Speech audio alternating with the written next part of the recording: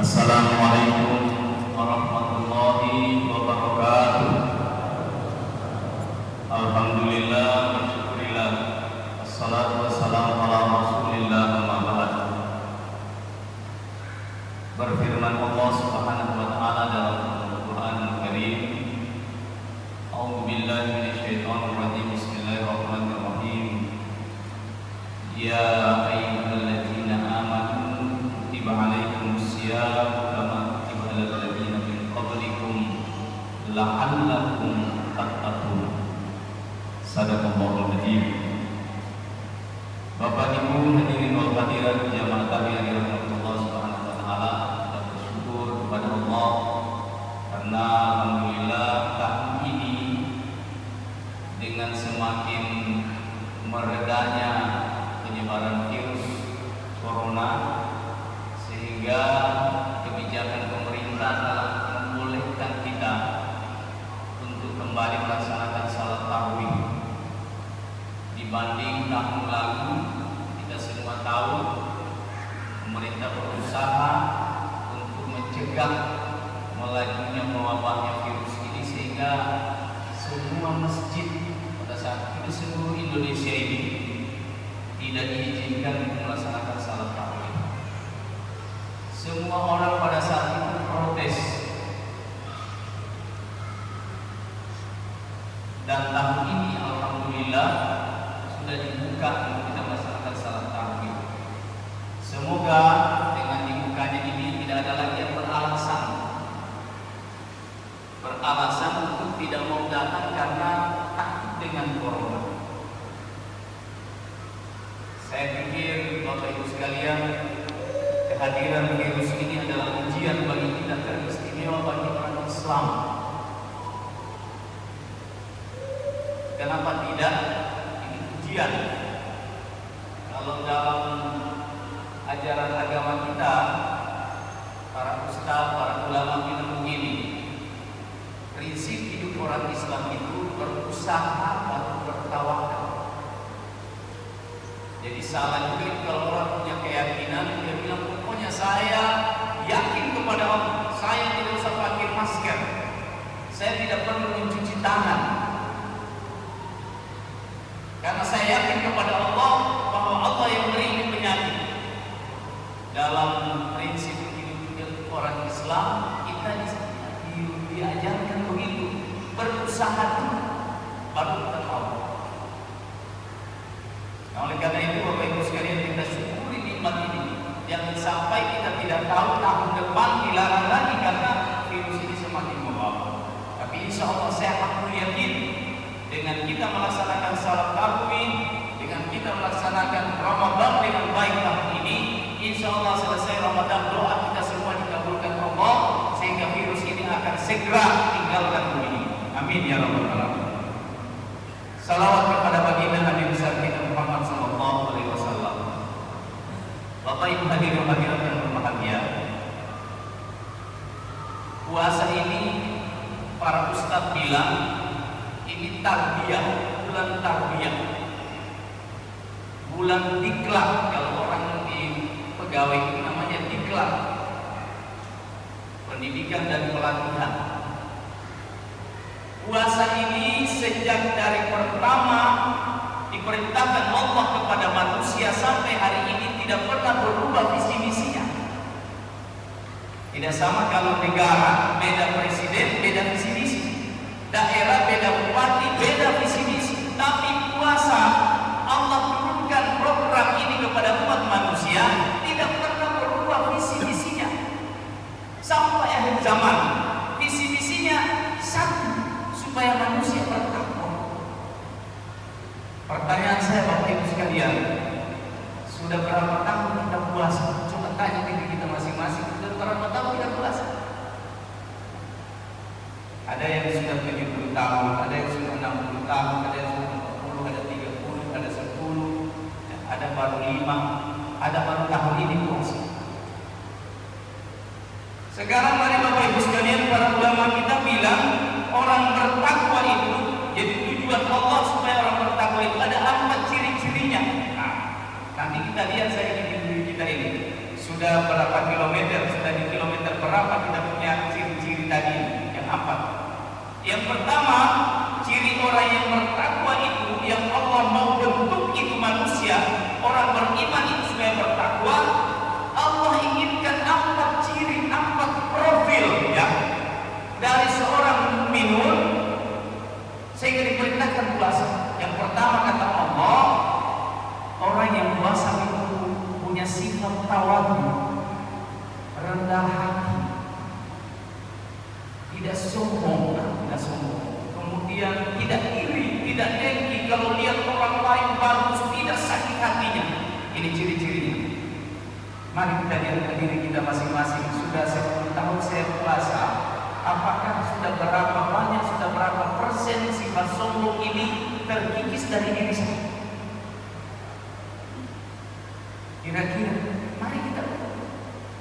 Kalau belum ada perubahan masih sombong terus, lihat orang lain yang lebih muda misalnya dari kita, punya ilmu yang bagus, kita apa juga kau? Orang bilang orang baru, apa juga kau? Ini orang sombong. Dan sombong ini sangat dibenci oleh Allah Subhanahu wa taala. Ada anak-anak muda yang punya kreasi yang bagus, tapi karena muda dibilang sudah kau di belakang dulu. Ini sombong. Dan puncak kesombongan yang paling tinggi, kalau sama manusia kita sombong, kira-kira masih ada sedikit, ya masih ada banyak. Kalau masih kita sombong. Tapi kalau sombong kepada Allah, ini yang berbahaya. Saya tidak mau sebutkan siapa-siapa yang sombong kepada Allah. Hanya saya sama satu saja malam ini saya mau bilang. Ciri-ciri orang yang sombong kepada Allah adalah orang yang ketika azan dikumandangkan, dia dengar kemudian dia tidak datang azan. Itu orang sombong Pak sama Allah. Bayangkan Allah panggil kita, panggil azan bukan panggilan Allah untuk kita sholat. Allah janjikan kita, di sini kamu sholat karena di sini ada kemenangan. Hayya 'alas shalah, hayya 'alal falah. Ini puncak kesombongan. Jadi kalau ada orang puasa sudah 30 tahun, tapi kemudian dia di rumahnya masih dengar suara azan, tapi dia senang-senang di rumahnya, berarti puasanya belum perbaiki kembali puasa. Itu satu. Yang kedua, kata Allah, kata para ulama, ciri-ciri orang yang bertakwa itu amanah. Ya. Jadi dia rendah hati, kemudian dia amanah. Amanah itu mana? Dipercaya. Dikasih sesuatu, dipercaya. Kita titip sesuatu kepada orang yang dipercaya, orang itu tidak titip barang. Enak yang menitip. Amanah ini dari mana? Amanah dari Allah. Semua yang kita miliki ini semua punya Allah, titipan Allah.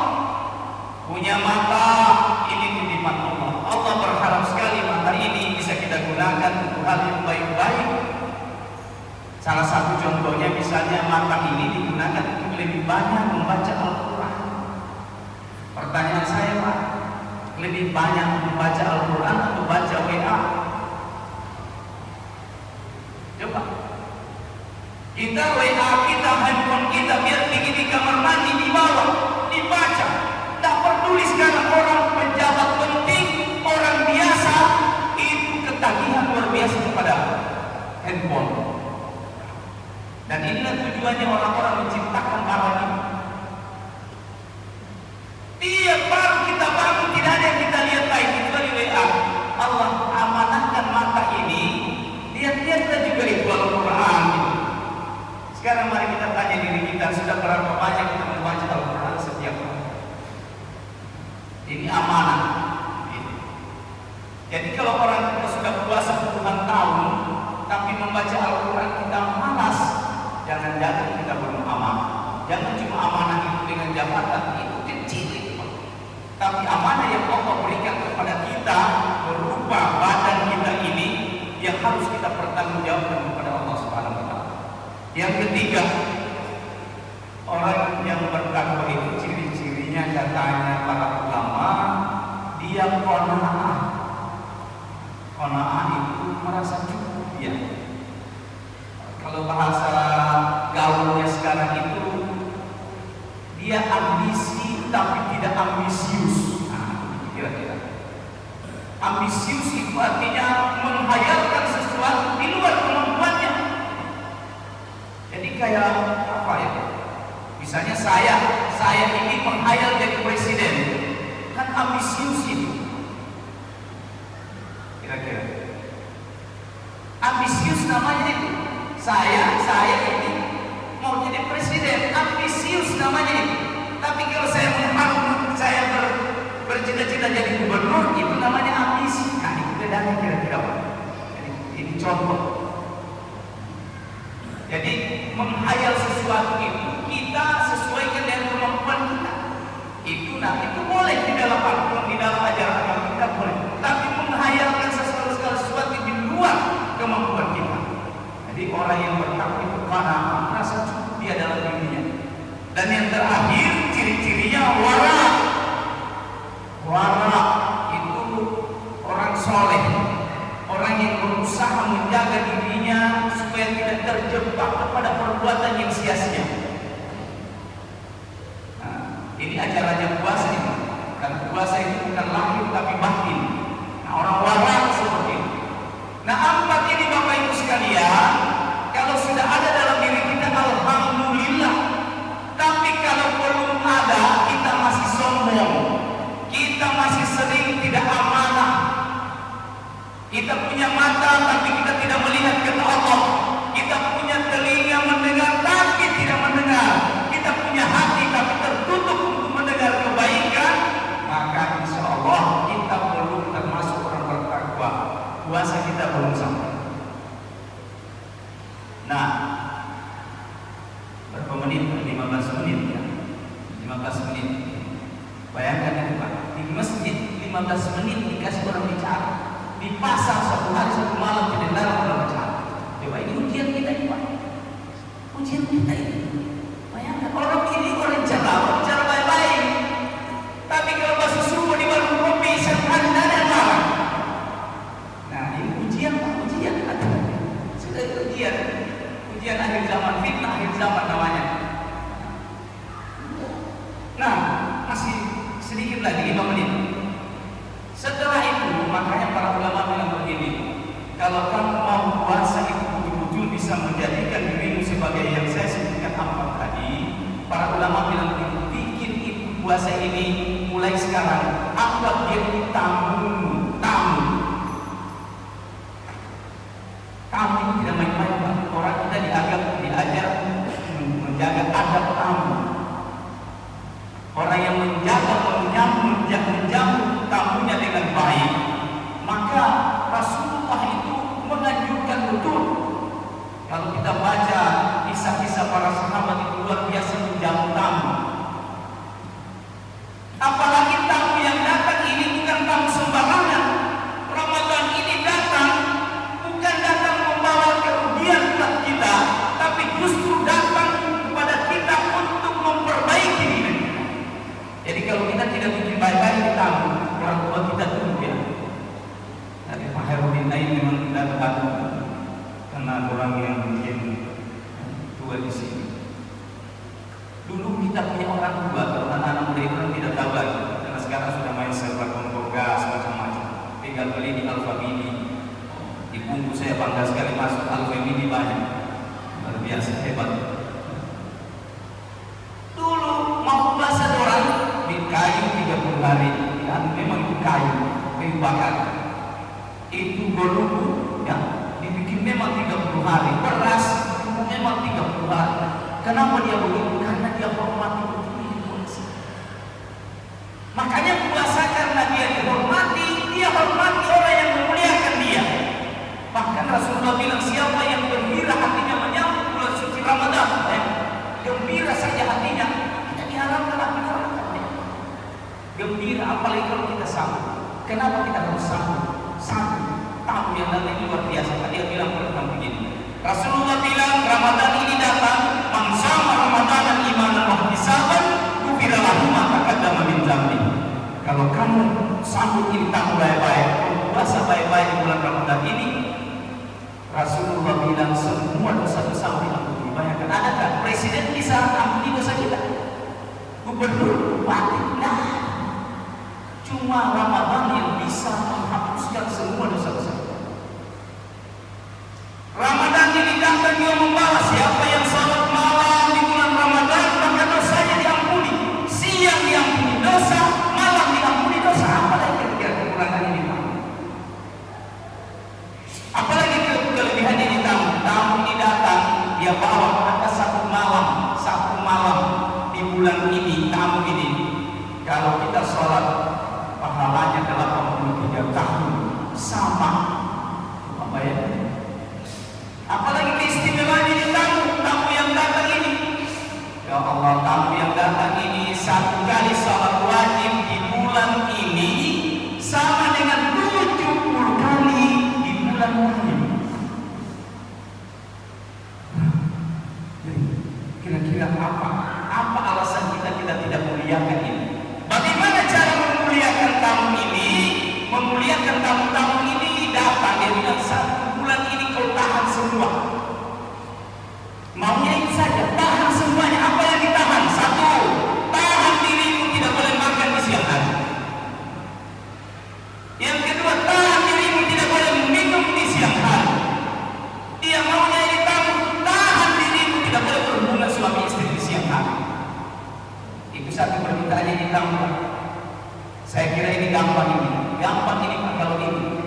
Semua orang bisa sekarang tidak makan siang, tidak minum siang, tidak berhubungan dengan istri. Tamu ini maunya apa lagi? Maunya tamu ini jangan suka basuh-suka. Ini mulai berat ini. Syarat ini mulai berat. Apalagi syaratnya tamu dia bilang tamu saya mau datang di rumahmu, tapi saya minta supaya kau itu hatimu kasih bersih. Ini yang paling berat hati. Paling berat hidup ini hati. Karena yang akan kita hadapkan kepada Allah pada hari akhir nanti bukan apa-apa tapi hatinya. Hati ini yang kita menghadapkan kepada Allah. Maka ada orang bilang, saya tidak mau salat, saya tidak duduk di sambahyang, tidak mau ikut sambahyang. Sampai ke sambahyang pun mau ikut sambahyang, apalagi dalam sambahyang. Terbalik itu Pak. Salatlah kamu para ulama sampai kamu baik. Bukan baik dulu baru bersolat. Salat kalau kamu sampai kamu baik, kendati salat itu kau paksakan. Tidak ada kebaikan Pak tanpa dipaksakan. Nah, kira-kira itu saja Pak. Cara menjauh tadi ini, syaratnya dia minta itu. Kalau ini kita bisa penuhi tadi syarat-syarat yang ditamu, insya Allah kita nanti selesai Ramadan kita akan masuk di dalam 4 kategori ini. Sehingga di akhirnya kita dapat piala. Sia-sia Pak. Kita ini ada target Pak. Puasanya ada targetnya. Apa targetnya? La'allakum piala takwa itu kita mau cari. Maka jangan main-main. Orang kalau bertanding Pak, kalau main-main tidak pernah juara, kanjoli terus itu. Tapi kalau dia serius main, itu yang dapat juara. Coba lihat orang main bola Pak. Kalau cuma main-main lari-lari kemana-kemana biasa, apa dia tidak ada dia dapat. Tapi coba lihat orang yang betul serius main bola dengan baik, maka insya Allah dia akan dapat piala pada akhirnya. Nah ini kira-kira tujuan kita. Oleh karena itu, mudah-mudahan buat dia puasa tahun ini akan menjadikan kita sebagaimana harapan Allah Subhanahu wa Ta'ala, menjadikan kita semua orang yang bertakwa. Kalau negeri ini dipenuhi orang bertakwa, kata Allah, walau anna ahlal qura amanu wa taqwa la fatahna alaihim barakatin minas samai wal ardh. Kalau penduduk negeri ini semua sudah bertakwa kepada Allah, maka Allah janji saya akan turunkan, kata Allah, berkah baik dari langit maupun dari bumi. Nah, inilah visi-visinya bupati kita sekarang, sejahtera bersama. Jadi sejahtera bersama itu insya Allah kita akan capai sepanjang syaratnya itu. Allah bilang walau anna ahlal qura amanu. Kalau tidak ada wattaqau, susah banget. Itu kunci utama. Allah bilang ini, bukan saya yang bilang. Allah yang bilang di dalam Al-Quran disebutkan. Nah, mudah-mudahan kita semua berdoa kepada Allah Subhanahu wa Ta'ala